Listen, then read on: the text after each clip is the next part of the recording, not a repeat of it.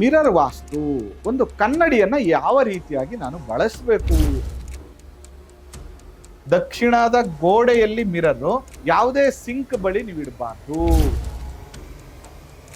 ಇಂದಿನ ಕಾಲಘಟ್ಟದಲ್ಲಿ ಏನ್ ಮಾಡ್ತಿದ್ರಪ್ಪ, ನೀರಿನಲ್ಲಿ ಮುಖವನ್ನ ನೋಡ್ತಾ ಇದ್ರು. ಅದಕ್ಕೆ ನಾವು ಈ ಕನ್ನಡಿಯನ್ನ ವಾಟರ್ ಎಲಿಮೆಂಟ್ ಅಂತ ಕರಿತೀವಿ.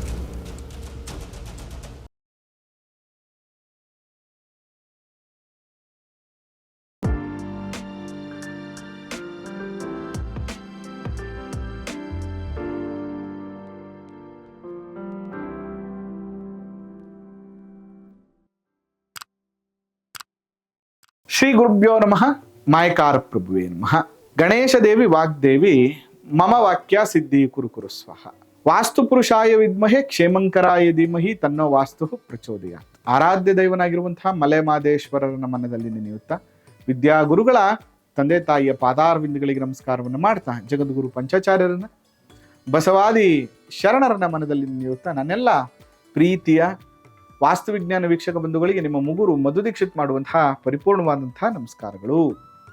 ಇವತ್ತಿನ ಸಂಚಿಕೆಯಲ್ಲಿ ಬಹಳ ಮುಖ್ಯವಾಗಿ ಮಿರರ್ ವಾಸ್ತು, ಒಂದು ಕನ್ನಡಿಯನ್ನ ಯಾವ ರೀತಿಯಾಗಿ ನಾನು ಬಳಸಬೇಕು ಅನ್ನುವಂಥದ್ದನ್ನ ಈ ಸಂಚಿಕೆಯಲ್ಲಿ ನಾನು ನಿಮಗೆ ತಿಳಿಸ್ಕೊಡ್ತೇನೆ. ಎಲ್ಲರಿಗೂ ಕೂಡ ಇದು ತುಂಬಾ ಅನುಕೂಲ ಆಗುತ್ತೆ. ಎಲ್ಲೆಲ್ಲ ನಾವು ತಪ್ಪುಗಳನ್ನ ಮಾಡ್ತೀವಿ, ಅದನ್ನ ಹೇಗೆ ಮಾಡಬೇಕು, ಎಲ್ಲ ವಿಷಯಗಳನ್ನ ಇವತ್ತಿನ ಸಂಚಿಕೆಯಲ್ಲಿ ನಾನು ತಿಳಿಸ್ತಾ ಹೋಗ್ತೇನೆ. ಇನ್ನು ಯಾರೆಲ್ಲ ನಮ್ಮ ಚಾನಲ್ನ ಸಬ್ಸ್ಕ್ರೈಬ್ ಆಗಿಲ್ಲ, ಸಬ್ಸ್ಕ್ರೈಬ್ ಆಗಿ ಫಾಲೋ ಮಾಡಿ, ಶೇರ್ ಮಾಡಿ. ನೋಡಿ, ಈ ದಿಕ್ಕುಗಳಿದೆಯಲ್ಲ, ಇದು ಬಹಳ ಮುಖ್ಯ. ಈ ವಾಸ್ತು ಇದೆಯಲ್ಲ, technically is very important. It is A ಪೂರ್ವ, ಉತ್ತರ, ದಕ್ಷಿಣ, ಪಶ್ಚಿಮ. ನೋಡಿ, it is A water zone, water element. ಅಗ್ನಿ ಝೋನ್, ಫೈರ್ ಎಲಿಮೆಂಟ್. ಇದು ಬಂದು ಭೂತತ್ವ, ಅರ್ತ್ ಎಲಿಮೆಂಟ್. ಅದಾದ್ಮೇಲೆ ವಾಯುವ್ಯ. ನೋಡಿ, ಈ ದಿಕ್ಕುಗಳಲ್ಲಿ ಹೇಗೆ ಎನರ್ಜೈಸ್ ಆಗತ್ತೆ, ಈ ದಿಕ್ಕುಗಳು ಪಂಚಭೂತಗಳಿಂದ ಆಗತ್ತೆ, ಆಕಾಶ ತತ್ವ. ಹಾಗಾದ್ರೆ ಈ ಮಿರರ್ ಇದೆಯಲ್ಲ, ಈ ಕನ್ನಡಿ ಇದೆಯಲ್ಲ, ಈ ಕನ್ನಡಿ ಇಂದಿನ ಕಾಲಘಟ್ಟದಲ್ಲಿ ಏನ್ ಮಾಡ್ತಿದ್ರಪ್ಪ ಅಂತಂದ್ರೆ, ನೀರಿನಲ್ಲಿ ಮುಖವನ್ನ ನೋಡ್ತಾ ಇದ್ರು. ಕಾಲಕ್ರಮೇಣ ಒಂದು ದರ್ಪಣವನ್ನ ಮಾಡಿ ಮುಖ ನೋಡ್ಲಿಕ್ಕೆ ಪ್ರಾರಂಭ ಮಾಡಿದ್ರು. ಅದಕ್ಕೆ ನಾವು ಈ ಕನ್ನಡಿಯನ್ನ ವಾಟರ್ ಎಲಿಮೆಂಟ್ ಅಂತ ಕರಿತೀವಿ. ಅಂದ್ರೆ ಕನ್ನಡಿ ಯಾವಾಗಲೂ ಕೂಡ ನೀರಿನ ತತ್ವವನ್ನ ಇಂಡಿಕೇಟ್ ಮಾಡುತ್ತೆ. ಅದಕ್ಕೆ ನಾವು ಯಾವಾಗ್ಲೂ ಈ ಝೋನ್ ಇದೆಯಲ್ಲ, ಇದನ್ನ 9 ಮಾಡಬೇಕು. ಈ 9 ಮಾಡದಂತ ಸಂದರ್ಭದಲ್ಲಿ ಬಹಳ ಪ್ರಮುಖವಾಗಿ ನೋಡಿ, ಇದು ಫೈರ್ ಝೋನ್.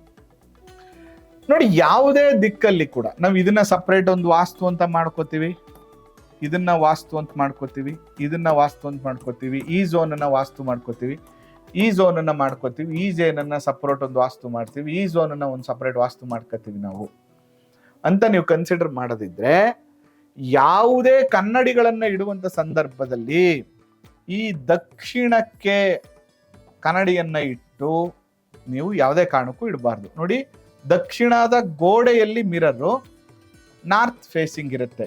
ನಾನು ನೋಡುವಂತ ಸಂದರ್ಭದಲ್ಲಿ ನಾನು ದಕ್ಷಿಣವನ್ನ ನೋಡ್ತಾ ಇರ್ತೀನಿ.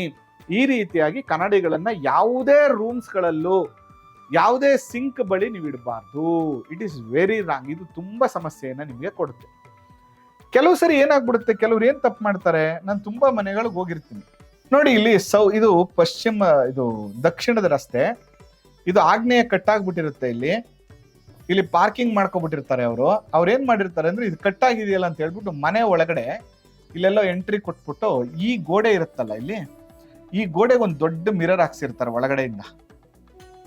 ಏನಕ್ಕೆ ಅಂದ್ರೆ, ನಾನು ಒಳಗಡೆ ನಿಂತ್ಕೊಂಡು ನೋಡಿದಾಗ ಇದು ಬೆಳೆದಂಗಾಗ್ಲಿ ಅನ್ನುವಂತ ಇಂಟೆನ್ಷನ್ ಅಲ್ಲಿ ಹಾಕ್ಸಿರ್ತಾರೆ. It is wrong. ಹಿಂಗ್ ಹಾಕ್ಬಾರ್ದು. ಯಾಕೆಂದ್ರೆ ಈ ವಾಸ್ತು ಅಂತ ಬಂದಾಗ ಈ ಗೋಡೆ ಬಂದು ಸೌತ್ ವಾಲ್ ಆಗತ್ತೆ, ಸೌತ್ ಗೋಡೆ ಆಗತ್ತೆ. ಈ ಸೌತ್ ಗೋಡೆಗೆ ನೀವು ಇಲ್ಲಿ ಒಂದು ಪ್ರಾಬ್ಲಮ್ ನ ಸಾಲ್ವ್ ಮಾಡಕ್ಕೆ ಅಂದ್ಬಿಟ್ಟು ಈ ಮಿರರ್ ಹಾಕೊಂಡ್ರೆ, ಅಲ್ಲಿ ಇನ್ನೊಂದು ಪ್ರಾಬ್ಲಮ್ ಶುರುವಾಗತ್ತೆ. ಅಗ್ನಿ ತತ್ವ, ಜಲ ತತ್ವ ಎರಡೂ ಕೂಡ ಪ್ರಾಬ್ಲಮ್ ನ ಕ್ರಿಯೇಟ್ ಮಾಡುತ್ತೆ. ಏನ್ ಪ್ರಾಬ್ಲಮ್ ಕ್ರಿಯೇಟ್ ಮಾಡುತ್ತೆ? ಆರೋಗ್ಯದ ಸಮಸ್ಯೆ, ಅಸಿಡಿಟಿ ಪ್ರಾಬ್ಲಮ್ ಜಾಸ್ತಿ ಆಗುವಂಥದ್ದು, ಓವರ್ ಸ್ಟ್ರೆಸ್ ಜಾಸ್ತಿ ಆಗುವಂಥದ್ದು, ಫೈನಾನ್ಷಿಯಲಿ ಡಿಸ್ಟರ್ಬೆನ್ಸಸ್ಸು, ಅಥವಾ ಯಾವುದೇ ಕೆಲಸ ಕಾರ್ಯಗಳನ್ನ ಮಾಡಲಿಕ್ಕೆ ಮಾಡಕ್ಕಾಗದಿರುವಂಥದ್ದು, ಸಂಬಂಧಗಳನ್ನ ಹಾಳು ಮಾಡ್ಕೊಳ್ಳುವಂಥದ್ದು, ಮನೆ ಹೆಣ್ಣು ಮಕ್ಕಳಲ್ಲಿ ಸಂಬಂಧಗಳು ಕೆಡುವಂಥದ್ದು, ಈ ರೀತಿಯ ಮಲ್ಟಿಪಲ್ ಪ್ರಾಬ್ಲಮ್ಸ್ಗಳು ನಿಮಗೆ ಶುರುವಾಗುತ್ತೆ. ಅದರಿಂದ ಈ ರೀತಿಯಾಗಿ ಮಿರರ್ಗಳನ್ನ ಹಾಕುವಾಗ ಬಹಳ ಎಚ್ಚರಿಕೆಯಿಂದ ಇದೆ. ಕೆಲವು ಸರಿ ಏನಾಗುತ್ತೆ, ಇದೊಂದು ಡ್ಯಾನ್ಸ್ ಕ್ಲಾಸ್ ಅಥವಾ ಅವ್ರ ಮನೆಯಲ್ಲಿ ಡ್ಯಾನ್ಸ್ ಹೇಳ್ಕೊಡ್ತಿರ್ತಾರೆ, ಅವ್ರು ಏನ್ ಮಾಡ್ತಾರೆ, ದೊಡ್ಡದಾಗಿ ಈ ಸೌತ್ ವಾಲ್ ಅಲ್ಲಿ ಒಂದು ಮಿರರ್ ಹಾಕ್ಬಿಟ್ಟಿರ್ತಾರೆ. ಇದು ಕೂಡ ರಾಂಗ್. ಸೌತ್ ವಾಲ್ ಅಲ್ಲಿ ಆದಷ್ಟು ಕೂಡ ನೀವು ಮಿರರ್ಗಳನ್ನ ಅವಾಯ್ಡ್ ಮಾಡಿ. ಯಾರೆಲ್ಲ ಸೌತ್ಗೆ ಮಿರರ್ ಹಾಕೊಂಡು ಕ್ಲಾಸಸ್ ಮಾಡ್ತಿರ್ತಾರೋ ಕಾಲಕ್ರಮೇಣ ಅವರ ಸ್ಟೂಡೆಂಟ್ ಸ್ಟ್ರೆಂತ್ಗಳು ಕಡಿಮೆ ಆಗ್ತಾ ಬರ್ತದೆ. ಮತ್ತೆ ಬಹಳ ಮುಖ್ಯವಾಗಿ ಈ ಏರ್ ಕಟ್ ಶಾಪ್ಸ್ಗಳಲ್ಲಿ ಕೂಡ ಈ ತರ ಹಾಕ್ಬಿಟ್ಟಿರ್ತಾರೆ. ನೀವು ಈ ತಪ್ಪನ್ನ ಮಾಡಬೇಡಿ. ಅಲ್ಲಿ ಕೂಡ ನಿಮ್ಗೆ ಅಯ್ಯೋ ನಾನು ಇಷ್ಟೊಂದು ಚೆನ್ನಾಗಿ ಮಾಡ್ತೀನಿ, ನಾನು ತುಂಬಾ ಒಳ್ಳೆ ಸರ್ವಿಸ್ ಕೊಡ್ತೀನಿ, ಆದ್ರೂ ಕೂಡ ನಿಮ್ಗೆ ಬತ್ತಾ ಕ್ಲೈಂಟ್ಗಳು ಪ್ರಾಬ್ಲಮ್ ಆಗ್ತಾ ಇದೆ, ಅಥವಾ ನಾನು ಸಾಲ ತಗೊಂಡಿದ್ದೀನಿ, ಪ್ರತಿದಿನ ದುಡ್ಡು ಕಟ್ಟೋದೇ ಆಗಿದೆ, ಎಷ್ಟು ದುಡ್ಡು ಉಳಿಸೋಕ್ಕಾಗಲ್ಲ ಅಂದ್ರೆ ಏನಕ್ಕೆ ಅಂದ್ರೆ ನೀವು ಮಿರರ್ ಬಂದು ಸೌತ್ಗೆ ಹಾಕ್ಬಿಟ್ಟಿರ್ತೀರಿ. ನಿಮ್ಗೆ ತುಂಬಾ ಚೆನ್ನಾಗಿ ಇಂಪ್ರೂವ್ಮೆಂಟ್ ಆಗ್ಬೇಕು ಅಂದ್ರೆ ಯಾವಾಗ್ಲೂ ನಾರ್ತ್ ಅಲ್ಲಿ ನೀವು ಮಿರರ್ಸ್ಗಳನ್ನ ಹಾಕಬೇಕು. ನಾರ್ತ್, ನೀವು ಯಾವುದೇ ರೂಮ್ಗಳಲ್ಲಿ ಯಾವುದೇ ಸಿಂಕ್ಗಳಲ್ಲಿ ನಾರ್ತ್ಗಳ ಕಡೆ ನೀವು ಮಿರರ್ಗಳನ್ನ ಹಾಕೊಡುವಂಥದ್ದು ತುಂಬಾ ಒಳ್ಳೆ ರಿಸಲ್ಟ್ ಅನ್ನ ಕೊಡ್ತದೆ. ಹಾಗಾದ್ರೆ ಇನ್ನೆಲ್ಲ ಹಾಕ್ಬೋದು ಮಿರರ್ಗಳನ್ನ ನೋಡಿ, ಈಸ್ಟ್ ಅಲ್ಲಿ ಹಾಕ್ಬೋದು, ನಾರ್ತ್ ಅಲ್ಲಿ ಹಾಕ್ಬೋದು, ನಾರ್ತ್ ವೆಸ್ಟ್ ಅಲ್ಲಿ ಹಾಕ್ಬೋದು, ವೆಸ್ಟ್ ಅಲ್ಲಿ ಹಾಕ್ಬೋದು, ಎಲ್ಲರೂ ಹಾಕೋಬಹುದು. ಆದ್ರೆ ಸೌತ್ ಈಸ್ಟ್ ಇಂದ ಯಾವುದೇ ಪರ್ಟಿಕ್ಯುಲರ್ ಝೋನ್ ವಾಸ್ತು ಅಂತ ಬಂದ್ರೆ ಆ ಮೂಲೆಯ ಆಗ್ನೇಯದಿಂದ ನೈಋತ್ಯದವರೆಗೆ ಅಥವಾ ಓವರ್ ಆಲ್ ಆಗ್ನೇಯದಿಂದ ದಕ್ಷಿಣದವರೆಗೆ ದಕ್ಷಿಣದ ಗೋಡೆಯಲ್ಲಿ ಮಿರರ್ಗಳನ್ನ ಎಷ್ಟು ಅವಾಯ್ಡ್ ಮಾಡ್ತಿರೋ ನಿಮಗೆ ಅಷ್ಟು ಒಳ್ಳೆ ರಿಸಲ್ಟ್ ನಿಮಗೆ ಸಿಗ್ತಾ ಹೋಗುತ್ತೆ. ಜೊತೆಗೆ ನಾನು ಜಾಸ್ತಿ ಓಡಾಡುವಂತ ಜಾಗಗಳಲ್ಲಿ ಹೆಚ್ಚು ಮಿರರ್ಗಳನ್ನ ಹಾಕಿಬಿಡಿ. ಯಾಕಂದ್ರೆ ಏನ್ ಹೇಳುತ್ತೆ, ನನ್ನ ಪ್ರತಿಬಿಂಬ ಪದೇ ಪದೇ ನನಗೆ ಕಾಣಬಾರ್ದು, ಅದು ನನ್ನನ್ನ ಡಿಸ್ಟರ್ಬ್ ಮಾಡುತ್ತೆ, ಮೈಂಡ್ ಡಿಸ್ಟರ್ಬ್ ಮಾಡುತ್ತೆ ಅಂತ. ಅದಕ್ಕೋಸ್ಕರ ತುಂಬಾ ಜಾಸ್ತಿ ಮಿರರ್ಗಳನ್ನ ಕೂಡ ನಾವು ಬಳಸಬಾರ್ದು. ಎಲ್ಲೆಲ್ಲಿ ಅವಶ್ಯಕತೆಗಳಿರ್ತದೋ ಅಲ್ಲಿ ಮಾತ್ರ ಮಿರರ್ಗಳನ್ನ ಬಳಸಿ.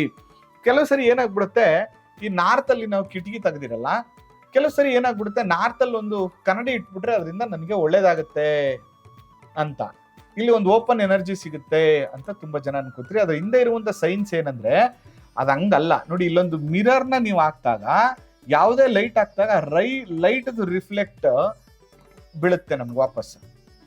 ಅದರಿಂದ ಏನಾಯ್ತು, ಈ ಜಾಗದಿಂದ ಒಂದು ಎನರ್ಜಿ ಕ್ರಿಯೇಟ್ ಆಯ್ತು.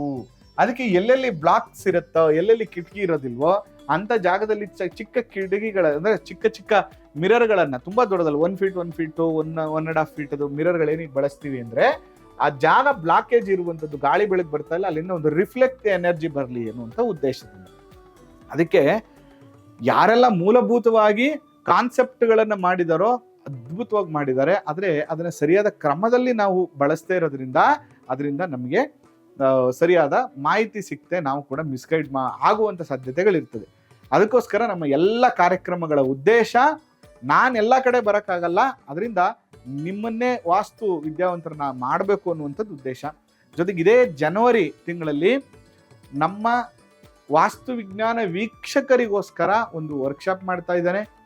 ಇದು ಕಂಪ್ಲೀಟ್ ಆಗಿ ನಮ್ಮ ವೀಕ್ಷಕರಿಗೋಸ್ಕರ. ಯಾರೆಲ್ಲ ಮನೆ ಕಟ್ತಾ ಇದ್ದೀರಿ, ಮನೆ ಕಟ್ಟಬೇಕು ಅನ್ಕೊಂಡಿದ್ದೀರಿ, ಅದ್ರ ಜೊತೆಗೆ ಯಾರೆಲ್ಲ ಆರ್ಕಿಟೆಕ್ಟ್ ಇದ್ದೀರಿ, ಇಂಜಿನಿಯರ್ಸ್ ಇದ್ದೀರಿ, ಕನ್ಸ್ಟ್ರಕ್ಷನ್ ಫೀಲ್ಡಲ್ಲಿ ಇದ್ದೀರಿ, ಮೇಸ್ತ್ರಿಗಳಿದ್ದೀರಿ, ನಿಮಗಾಗಿ 2 ದಿನದ ವರ್ಕ್ಶಾಪ್ ಮಾಡ್ತಾ ಇದ್ದೇನೆ.